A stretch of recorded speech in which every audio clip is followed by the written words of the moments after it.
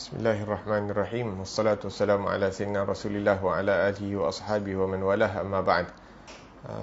Maaf ada sedikit gangguan daripada internet.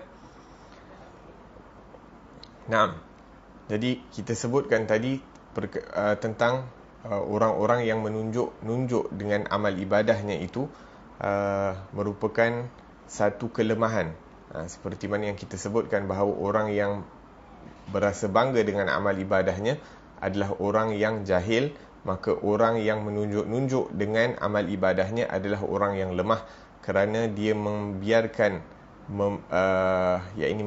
orang lain memberi penilaian kepadanya dan bukan membiarkan penilaian itu datang daripada Allah Subhanahu wa taala. Dan orang riya ini juga disebutkan di dalam syariah sebagai syirkil asghar. Allah Subhanahu ataupun Nabi sallallahu alaihi wasallam menyebutkan tentang riya ini, menunjuk-nunjuk dengan nama lain, syirik yang kecil. Ianya bukanlah syirik sehingga mengeluarkan seseorang itu daripada agama, akan tetapi masih lagi orang Islam. Kenapa dipanggil sebagai syirik yang kecil? Kerana apa? Kerana dia mempersekutukan Allah Subhanahu wa taala dengan amal ibadah dia, iaitu dia melakukan amal ibadah dia itu ingin mendapatkan keridaan daripada Allah Subhanahu wa taala, dan pada waktu yang sama menginginkan pujian ataupun menginginkan kecintaan ataupun menginginkan orang lain memberikan penghormatan kepada dia atas amal ibadah yang telah dilakukan. La ilaha illallah. Dengan dia melakukan amal ibadah, dia nak orang suka dia. Dengan dia melakukan amal ibadah, dia nak orang hormat dia. Dengan dia melakukan amal ibadah, dia nak mendapat pengiktirafan daripada manusia. La ilaha illallah.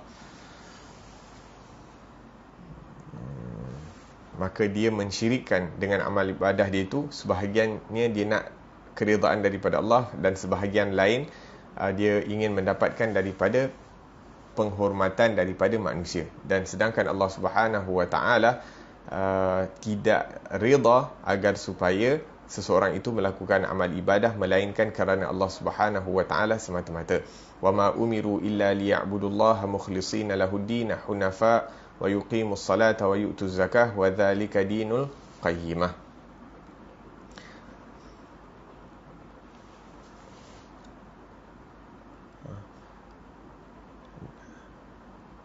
Naam, maka pada hakikatnya orang yang tidak mempunyai sifat ikhlas, orang yang menunjuk-nunjuk kepada manusia ini, maka dia telah membayar satu bayaran yang besar.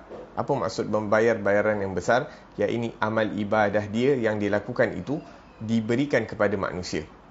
Amal ibadah yang dilakukan itu diberikan kepada manusia, tapi tidak dilakukan kerana Allah Subhanahu wa taala.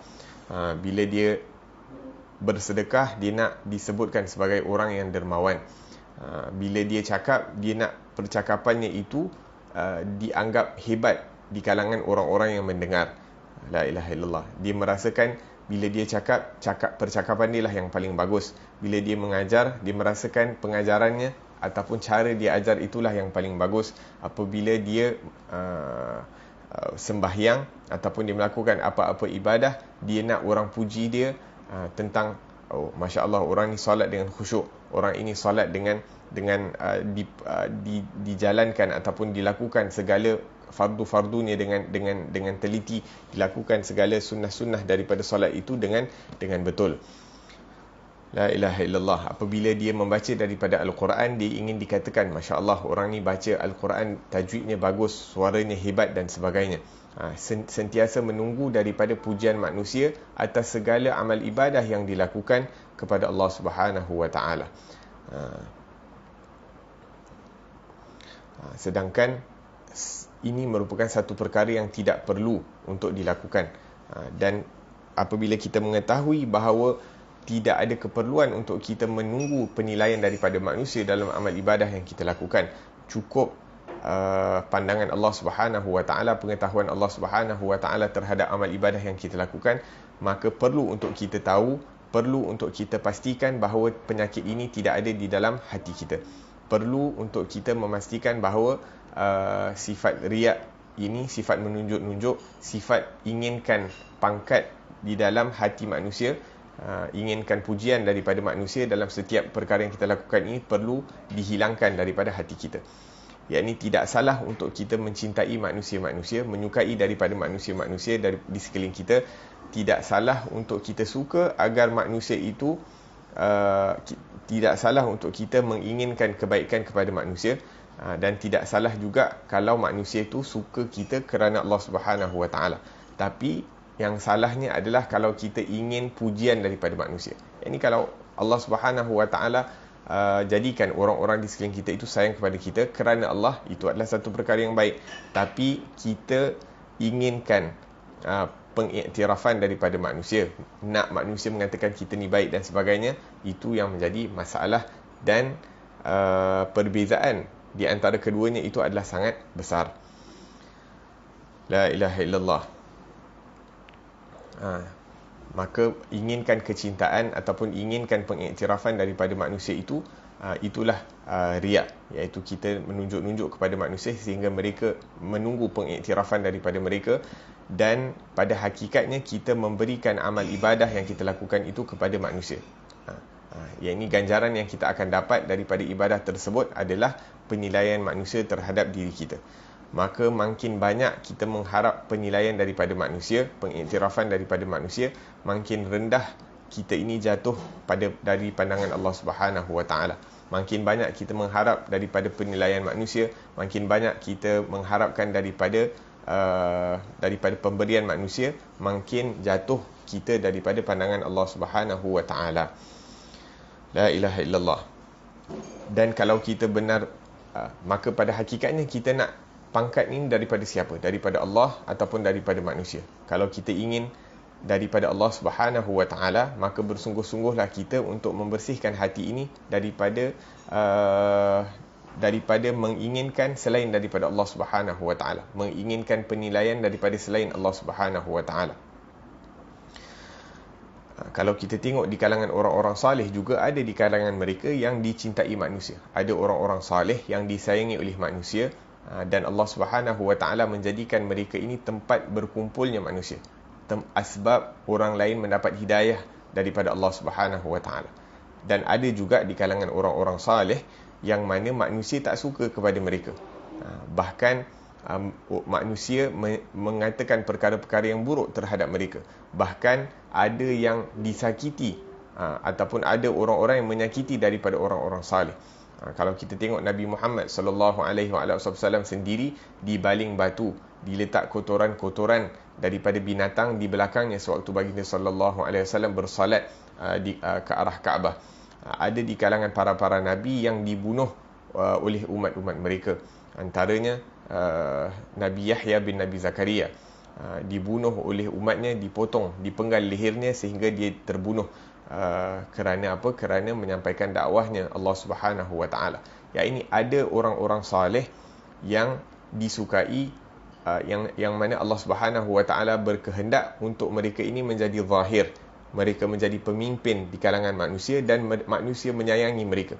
Ada juga orang-orang saleh yang mana dikehendaki oleh Allah Subhanahu Wa Taala, yang mana mereka ini diuji. Bahkan kalau kita tengok daripada sahabat-sahabat Nabi SAW, berapa ramai daripada mereka yang mati syahid, sedangkan darjat mereka di sisi Allah Subhanahu Wa Taala adalah tinggi dan agung. Maka matlamat kita untuk melakukan amal ibadah itu adalah untuk mendapat penerimaan daripada Allah dan bukan untuk mendapat penerimaan daripada manusia. Sama ada manusia terima ataupun tak terima, selagi mana kalau perkara baik yang dilakukan itu adalah kerana Allah Subhanahu Wa Taala, mengikut cara yang ditunjukkan oleh Rasulullah sallallahu alaihi wasallam, maka insya-Allah akan mendapat keberkatan, insya-Allah akan mendapat penerimaan daripada Allah Subhanahu Wa Taala, sama ada ianya diterima oleh manusia ataupun tidak diterima oleh manusia. Akan tetapi kalau seseorang itu sibuk, yakni dia menunggu manusia menilai, sedangkan dia tak tahu sama ada Allah nilai dia dengan penilaian yang baik atau tidak. Yakni dia sibuk dengan mengajar, dia sibuk dengan berdakwah, sibuk dengan ibadah, dia syok sendiri. Dia rasa cukup orang puji dia, dia happy. Kalau orang cela dia, dia jadi sedih dan sebagainya. Maka orang seperti ini berada dalam keadaan yang rugi di sisi Allah Subhanahu Wa Taala. Bagaimana untuk mengubati daripada penyakit riak? Penyakit riak ni salah satu ubat dia adalah untuk mengetahui bahawa yang mendatangkan manfaat hanyalah Allah Subhanahu Wa Taala. Manusia tak dapat memberi apa-apa. Manusia tidak boleh memberikan apa-apa manfaat dan manusia tak boleh nak beri apa-apa mudarat. Dan kalaulah difikirkan ataupun kalaulah dibayangkan bahawa kalau seluruh dunia ini bersujud kepada seseorang sebagai tanda menghormatinya, dan kita tahu nak sujud kepada manusia tak boleh, adakah ianya akan mendatangkan apa-apa kemuliaan kepada orang tersebut? Tidak. Ini hanya pada segi zahirnya mungkin dia tertipu dengan keadaan tersebut, semua orang menghormatinya, akan tetapi di sisi Allah Subhanahu Wa Taala tidak membawa apa-apa makna. Dan terkadang manusia ini banyak tertipu dengan zahir-zahir perkara. Nampak macam orang mendengar daripada cakapnya, nampak macam orang menghormatinya, nampak macam orang ikut cakap dia, akan tetapi pada hakikatnya dalam hati ianya sebaliknya. Maka yang pada hakikatnya yang mendatangkan manfaat dan datangkan mudarat adalah Allah Subhanahu Wa Taala. Dan kita akan akhirkan dengan satu cerita tentang hakikat penghormatan yang diberikan Allah Subhanahu Wa Taala kepada manusia. Di akhirat nanti ada 3 golongan yang akan berdiri di hadapan Allah Subhanahu Wa Taala. Yang pertama, dan ini banyak menyedihkan ataupun merisaukan orang-orang alim, orang-orang salih. Satu orang ni, satu golongan yang akan dipersembahkan amal ibadahnya di hadapan Allah Subhanahu Wa Taala, iaitu orang alim. Orang alim apabila didirikan merupakan salah seorang ataupun salah satu golongan yang pertama yang akan dipersoalkan oleh Allah Subhanahu Wa Taala tentang amal ibadah mereka. Maka dia akan didirikan di hadapan Allah dan dia akan dikatakan kepadanya, untuk apa kamu mempelajari daripada ilmu agama dan untuk apa kamu mengajarkan ilmu agama? Maka dia akan mengatakan, ya Allah, aku belajar kerana kamu dan aku mengajar kerana kamu. Maka Allah Subhanahu Wa Taala akan katakan kepadanya, kadzabta, yakni kamu berdusta. La ilaha illallah. Ini merupakan perkara yang sangat penting untuk kita fikirkan, yakni Allah mengetahui daripada kita punya niat di dalam hati, sama ada kita ini belajar dan mengajar kerana Allah ataupun kerana selain daripada Allah Subhanahu Wa Taala. Maka Allah Subhanahu Wa Taala akan menzahirkan hakikat apa yang terdapat di dalam hati manusia pada hari tersebut, dengan mengatakan, kamu belajar agar supaya kamu digelar sebagai seorang alim. Kamu belajar agar supaya kamu digelar sebagai seorang alim, dan kamu mengajar supaya kamu digelar sebagai seorang pengajar ataupun seorang muallim. Dan ianya telah diperkatakan kepada kamu, kamu telah mendapat balasan daripada amalan yang kamu lakukan. Cukup kamu merasa cukup dengan pujian daripada orang lain, maka itulah ganjaran kamu, dan sekarang ini kamu akan dihumban ke dalam api neraka dalam keadaan muka kamu itu berada terlungkup di tanah, waliyadzubillahi tabaraka ta'ala. Kemudian orang yang kedua yang akan dipersoalkan adalah orang yang menginfakkan, orang yang dermawan yang menginfakkan duitnya di jalan Allah Subhanahu Wa Taala. Akan ditanya kepada mereka, untuk apa kamu lakukan perkara tersebut? Maka dia mengatakan, ya Allah, aku telah menginfakkan duit aku di jalan kamu, aku telah melakukan kebajikan-kebajikan untuk kamu. Maka Allah Subhanahu Wa Taala, zat yang mengetahui apa yang ada di zahir dan di batin seseorang itu, maka Allah mengatakan, kadzabta, kamu tipu. Kamu lakukan perkara tersebut, menginfakkan duit kamu supaya kamu digelar sebagai seorang dermawan, agar supaya kamu digelar sebagai orang yang murah hati, seorang yang banyak memberi sedekah, dan itu telah diperkatakan kepada kamu. Cukuplah itu sebagai balasan. Pujian betapa rendahnya orang itu menggantikan pahala daripada Allah. Sepatutnya dia dapat pahala daripada Allah, akan tetapi disebabkan dia riak, menunjuk-nunjuk kepada manusia, inginkan pengiktirafan daripada manusia dan tak nak pengiktirafan daripada Allah, maka dia akan dihumbankan ke dalam api neraka, waliyadzubillah, sebagai balasan. La ilaha illallah. Begitu juga satu orang yang berjihad di jalan Allah Subhanahu Wa Taala, sedangkan dia seorang yang muslim, seorang yang beriman kepada Allah Subhanahu Wa Taala, akan tetapi kerana jihadnya itu bukan kerana Allah, maka akan ditanyakan, Allah akan tanya, kenapa kamu lakukan perkara tersebut? Maka dia akan lakukan, aku berjihad kerana kamu ya Rabb, aku mati syahid di jalanmu ya Rabb, maka Allah mengatakan kadzabta, kamu bohong, kamu tipu, kamu berperang kerana ingin diperkatakan bahawa kamu ni seorang yang berani, dan kamu dibunuh agar supaya, iaitu kamu berperang sehingga kamu terbunuh agar supaya kamu digelar sebagai seorang syahid, dan ini telah diperkatakan kepada kamu, maka kamu akan dihumbankan ke dalam api neraka, wal'iyadzubillahi tabaraka wa ta'ala.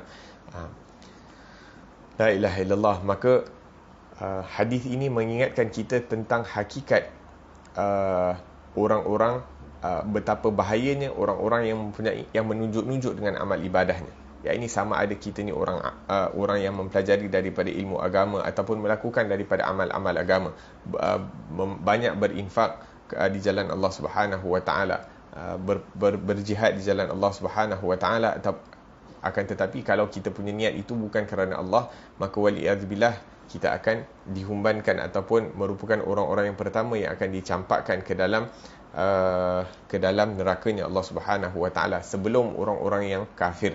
Bahkan sebelum orang-orang kafir, bahkan sebelum daripada iblis, sebelum daripada syaitan, sebelum daripada Fir'aun dan Haman. Ini merupakan 3 golongan pertama yang akan dipersoalkan pada hari kiamat nanti.